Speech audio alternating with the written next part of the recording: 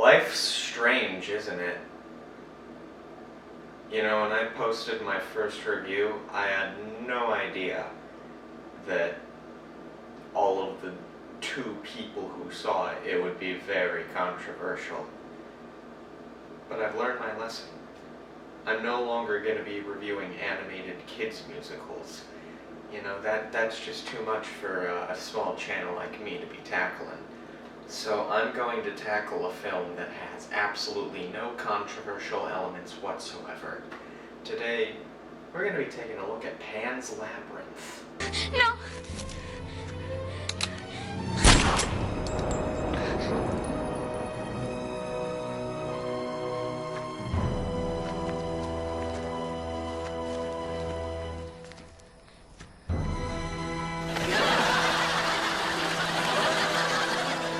Pan's Labyrinth is a 2006 dark fantasy film directed by Guillermo Del Toro of Hellboy fame. The film is set in the middle of fascist Spain during the era of World War II, and follows the story of a little girl named Ophelia as she struggles with the fact that her mother, Carmen, has just married an officer for the new regime, Captain Vidal. As Ophelia's mother suffers from health complications due to being pregnant with Vidal's child, and the civil war continues around her, Ophelia escapes into the world of fantasy, of the fairy tales she's grown up reading all her life. But one night she is approached by a faun, played by Doug Jones. The faun tells her that she is actually the reincarnation of a princess of the underworld, and that she can return to her magical kingdom only if she has proven herself with tests of character. Thus, Ophelia must pass all the faun's tests, all the while evading her stepfather Vidal. One thing I love about the film right from the get-go is how it merges the fantasy story with the war story. On the surface, the film just seems to be about a little girl escaping into her own fantasies so she doesn't have to face the reality around her.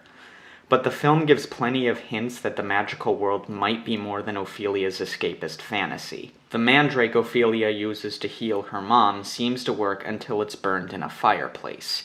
We occasionally see shots of the fairies that guide Ophelia watching her, even when Ophelia, whose head they supposedly exist in, can't see them. The book that lets Ophelia know her mother is hemorrhaging.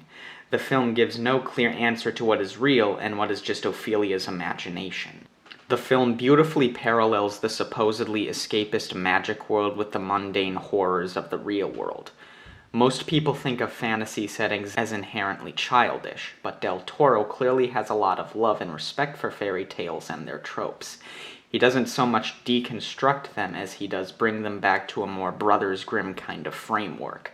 The fair folk in this film are all presented with an ambiguous, uncanny nature. We don't know things like who the faun is or if he can be trusted, what the pale man is and where he came from, what exactly the underworld is like. It's never explained or elaborated on. Yo he tenido tantos nombres, nombres viejos, que solo pueden pronunciar el viento y los árboles. Yo soy el monte y el bosque y la tierra.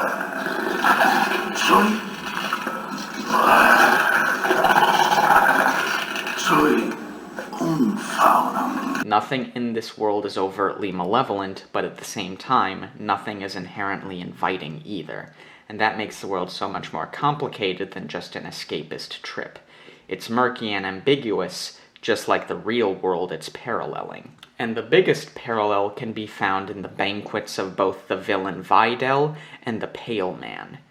The Pale Man, for a multitude of reasons, is scarier than every other horror film ever made.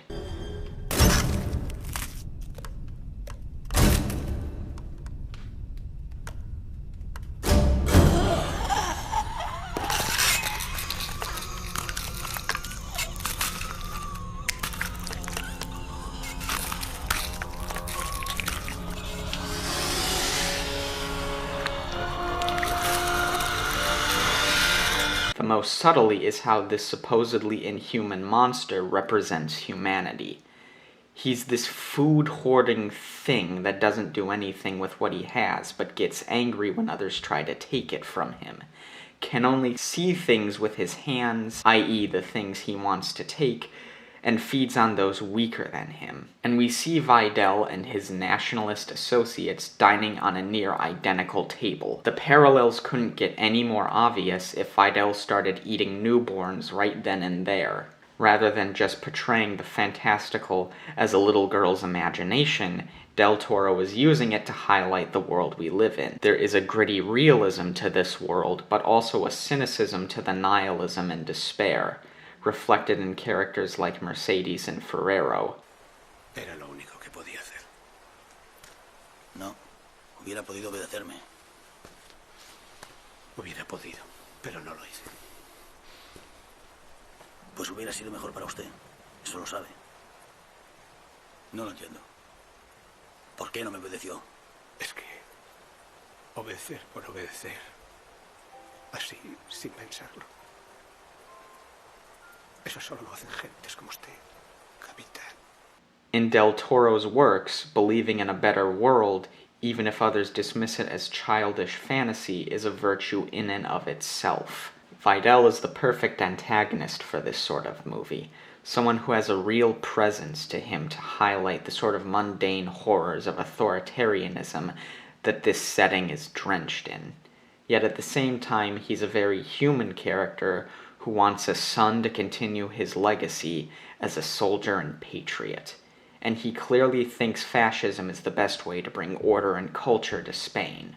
But the more that fascist ideal falls apart around him, the more his facade of stoic, orderly control deteriorates, until the movie ends with him as a drunken, wounded man desperate to chase down a kid.